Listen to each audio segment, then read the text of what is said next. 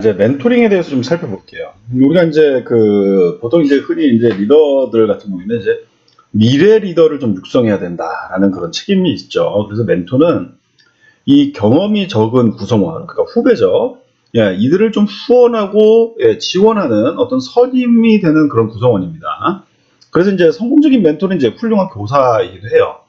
그래서 이제 아이디어를 좀 명확하게 제시도 하고 경청도 하고 그러면서 이제 후배의 문제에 공감을 하는 것이죠. 그래서 멘토링 관계는 이제 경력 개발 또는 사회 심적 기능을 수행을 합니다. 그러면 조직의 모든 구성원이 멘토링 관계에 참여를 하느냐? 그렇진 않죠. 그렇지만 이제 연구를 보면은 멘토링 프로그램이 멘토와 또 후배에게 모두 다 유익하기 때문에 이 고용주들은 이 멘토링 프로그램을 좀 시행해야 한다라고 연구 결과들은 많이 제시를 하고 있습니다. 우리나라에서 이제 연구 결과를 보면은 멘토링은 이제 멘토에게 이제 그 높은 수준의 변혁적 리더십을 좀 발휘할 수 있게도 하고요. 또 멘토와 후배 모두 조직 몰입, 또 안녕 이런 부분들을 증가시켰다라는 결과가 있습니다. 이 멘토링이 보상과 또 직무 성과와 같은 어떤 객관적 결과를 얻는 데 있어서 가치가 있다라고 이제 가정할 수도 있겠죠. 그렇지만 이제 연구 결과를 보면 멘토링을 통해서 얻는 이득은 주로 심리적인 것으로 나타나고 있습니다. 그래서 멘토링이 이제 경력 성공에 영향을 미칠 수 있죠. 그렇지만은 능력과 성격 같은 요인만큼은 아니라는 것입니다. 그래서 멘토를 갖는 것이 이제 좋을 수 있죠. 그렇지만 훌륭한 멘토인지 아닌지는 이 경력에 그리 중요하지는 않다는 것입니다. 그래서 멘토십은 자신감을 불어넣어주는 그런 기능이다 라고 말씀드릴 수 있겠네요. 그 경영 컨설턴트 이 짐 콜린스가 이렇게 말을 했어요. 1500년대는 사람들이 이해하지 못하는 모든 사건을 신의 뜻으로 돌렸다. 왜 농사를 망쳤을까? 신 때문에. 왜 그 사람이 죽었을까? 신 때문에. 지금은 모든 것을 리더십으로 설명한다라고 이야기한 바가 있습니다. 이게 경영 컨설팅을 하면서 이제 관찰한 결과일지 모르겠는데 조직의 어떤 성공 또는 실패 이런 것들의 대부분을 리더십의 영향 밖에 있는 요인에 의해서도 사실 영향을 받는데 우리는 그렇게 믿고 있는 거 아닌가라는 이야기죠. 그래서 이제 주어진 시간에 어떤 처해진 어떤 상황이 좋았는지 나빴는지의 문제일 수도 있는데 이러한 리더십의 가치를 인정하는 기존 믿음에 어떤 도전하는 그런 이론들을 좀 소개해드리고자 합니다. 그래서 귀인으로서의 리더십이에요. 그래서 귀인이론은 이제 그 앞에서도 한번 말씀드렸었는데 사람들이 인과관계를 파악하는 방법을 조사한 그런 이론이죠. 그래서 리더십 귀인이론에 따르면 리더십은 사람들이 다른 사람에 대해 행한 기인에 불과하다는 것입니다. 그래서 우리가 이제 리더를 머리가 좋고 외향적이고 말도 잘하고 적극적이고 또 사회도 깊고 근면한 사람이라고 생각을 합니다. 조직 수준에서도 이제 우리는 옳든 그르든 간에 리더를 극히 나쁘거나 극히 우수한 성과에 대해 책임을 지는 사람으로 생각하는 그런 경향이 있다는 것이죠. 리더에 대한 이 구성원의 지각이 리더 능력에 효과적인 강력한 영향을 미칩니다.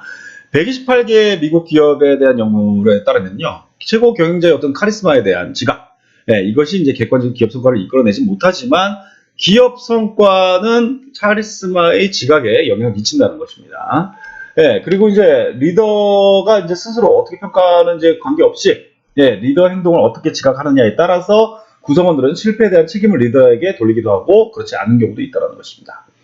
그리고 이제 서유럽, 또 미국, 중동에서 온 그런 종업원 3,000명 이상을 대상으로 한 연구에 따르면요.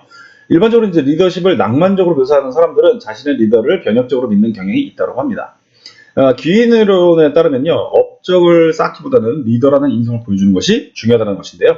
자신이 좀 똑똑하고 인간적이고 말을 잘하고 적극적이고 열심히 일하고 일관성 있는 사람이라는 걸 인식을 심어줄 수 있는 리더가 상사, 동료, 부하 직원들로 하여금 이제 효과적인 리더다라고 여길 가능성을 증가시킨다고 합니다.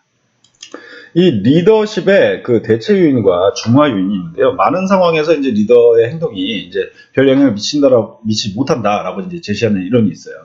경험과 훈련은 리더의 어떤 지지나 조직 구조를 설계하는 능력의 필요성을 대체할 수 있다는 것입니다. 비디오 게임 제조업체인 이제 밸브 코퍼레이션이 있는데요. 이 회사 되게 좋아요. 이 회사에 나온 게임. 또 고어텍스 제조사 고어사가 있고 또 협업 소프트웨어 회사인 이제 기터브. 저는 뭐 고어사 제품 또 기터브도 이제 제가 많이 써요. 예, GitHub에서 나온 거. 예, 이런 그 조직들, 이런 경우에는 이제 리더와 경영자를 없애는 실험을 하고 있어요. 예, 상사가 없는 작업 환경에 대한 관리, 예, 동료에 대한 책임을 통해서 이루어진다는 것이죠. 예, 동료는 이제 팀 구성과 때때로 이제 보수를 결정해요. 그래서 명시적으로 공식화된 목표, 또 엄격한 규칙과 절차, 그리고 응집력 있는 작업 집단도 예, 공식적인 리더십을 대체할 수 있다라는 건데요. 조직의 어떤 그 보상 있잖아요. 이런 거에 좀 무관심, 이런 것들은 리더십의 효과를 또 중화시킬 수 있다고 합니다. 이 중화 요인은요, 리더의 어떤 행동이 부하 직원의 성과에 어떤 영향도 예, 미치지 못하게 만든다라는 것입니다.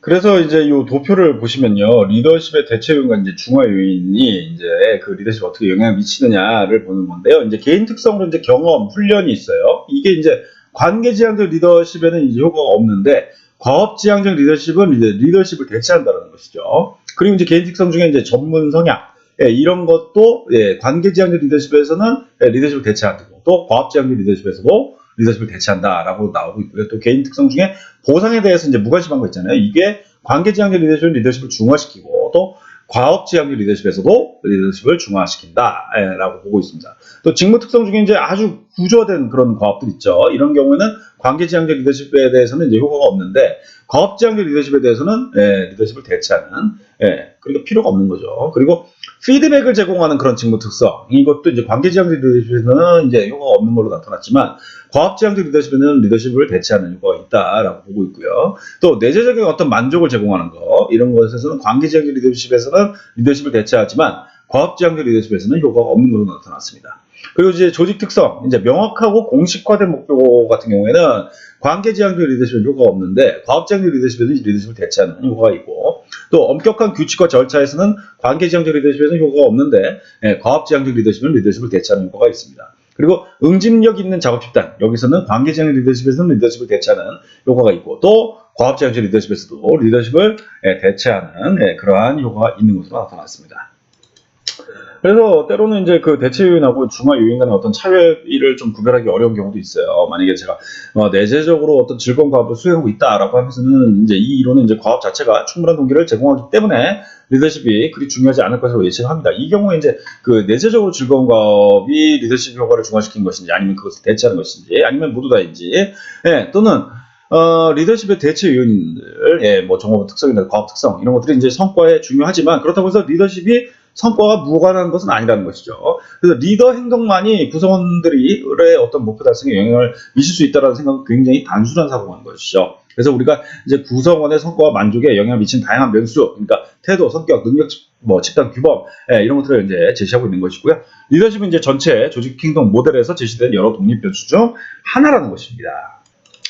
그리고 이제 마지막으로 이제 온라인 리더십을 좀 살펴볼게요. 우리가 이제 뭐 물리적으로 좀 떨어져 있고, 또 컴퓨터로 이제 의사소통을 하는 사람을 예, 이끌어보는 그런 경우들 있으신가요? 뭐 저도 이제 뭐 강의를 통해서 지금 온라인 강의로 지금 진행을 하고 있는데, 예, 이런 경우, 예, 이런 경우죠. 그래서 이 질문에 대해서 조직행동이 연구자들 사이에서 사실 예, 별로 관심 못 받았어요. 그렇지만 이제 요즘에는 이제 경영자와 부하 직원들이 이제 지리적인 근접성보다는 네트워크를 통해서 연결되는 경우가 예, 점점 더 많아지고 있죠. 기술 발전에 의해서, 또는 어떤 뭐 코로나와 같은 예, 이런 전염병 이런 것들로 인해서 예, 이런 경우들이 꽤 있어서 최근에는 굉장히 많이 각광을 받고 있는 예, 온라인 리더십이라고 예, 볼 수 있겠습니다. 이 온라인 리더 같은 경우는 이제 디지털 메시지를 이제 사용을 해서 어떤 행동을 유발시키고 싶은지, 이런 것들에 대해서 좀 깊이 생각을 해봐야 됩니다. 여러 가지 도전에 직면을 하죠.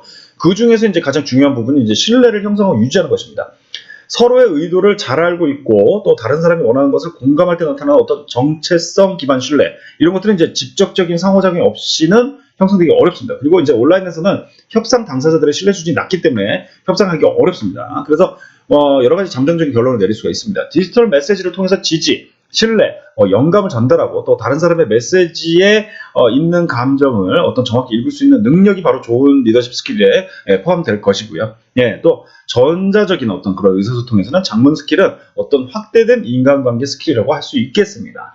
예, 그래서 지금까지 좀 드렸던 말씀들을 한번 요약을 해볼게요. 이제 리더십은 이제 집단 행동을 이해하는 데 굉장히 중요하다는 것이고요. 또 리더는 목표 달성을 위해 나아가야 할 방향을 제공하는 사람이기 때문에 그렇습니다. 그래서 무엇이 좋은 리더를 만드는지 아는 것은 집단 성과를 개선하는 데 굉장히 유용하다고 볼 수 있겠죠. 이 빅5 성격 개념에서 이제 근거한 연구들, 이런 것들 보면은 성격과 리더십 간에는 강력하고 일관된 어떤 관계를 보여주고 있습니다. 그리고 행동이론의 어떤 주요 공헌을 보면은 리더십을 과업지향적, 그러니까 구조가 주도하는 어떤 과업지향적 리더십, 그리고 종업지향적 어떤 배려하는 그런 리더십으로 집약시켰다는 것입니다. 그리고 이제 리더가 활동하는 상황을 고려함으로써 이 상황 이론은 행동 이론을 개선시키려고 했던 것이고요. 이 최근에 어떤 현대의 어떤 리더십 이론은 리더십 교과석을 이해하는 데 많은 공헌을 했고, 또 윤리와 긍정적 리더십에 대한 연구도 앞으로 굉장히 많이 이루어질 것이다 라고 요약을 해볼 수 있겠습니다. 자, 우리 경영자분들 또 리더분들에게 드릴 수 있는 어떤 시사점들을 한번 정리를 해볼게요. 이 최대의 어떤 리더십 효과를 얻기 위해서 구조주도와 또 배려 차원에 대한 어떤 선호가 어떤 집단역학 문화에 부합되어야 된다는 것이고요. 그리고 변혁적 리더십 특성을 가지고 있고, 또 다른 사람이 장기적인 비전을 달성할 수 있도록 영향을 미치는 데 성공한 지원자를 고용할 필요가 있다는 것입니다. 성격 검사를 통해서 외향성, 성실성, 개방성이 높은 지원자를 찾을 수 있고요. 또 이러한 특성들은 리더십에 대한 준비도를 나타낼 수도 있다. 그러니까 일종의 프록시 같은 거죠. 그리고 이제 리더십의 어떤 효과성을 증진시키기 위해서 윤리적이고 신뢰할 만한 경영자들을 좀 고용할 필요가 있다. 그런 리더를 고용할 필요가 있고, 조직의 어떤 윤리적 기준에 맞춰서 기존의 경영자들을 훈련시킬 필요가 있다라는 말씀 드릴 수 있겠네요. 그리고 조직이 점차 불안해지고 불안정해지고 불확실해질수록, 요즘이 진짜 딱 그러잖아요. 관료적인 어떤 규칙을 대신해서 신뢰의 어떤 강한 결속력이 구성원에 대한 기대와 관계를 규정하기 때문에 부하 직원과의 어떤 신뢰 관계를 형성해야 된다라는 말씀 드릴 수 있고, 공식적인 교육과정, 그리고 워크숍, 그리고 멘토링, 이런 것들과 같은 리더십 훈련 프로그램에 대한 투자도 할 필요가 있다라고 드릴 수 있겠습니다. 12번째 시간 이제 리더십에 대해서 많이 다뤄봤는데요. 내용 정말 많죠. 너무 수고 많으셨고요. 감사합니다.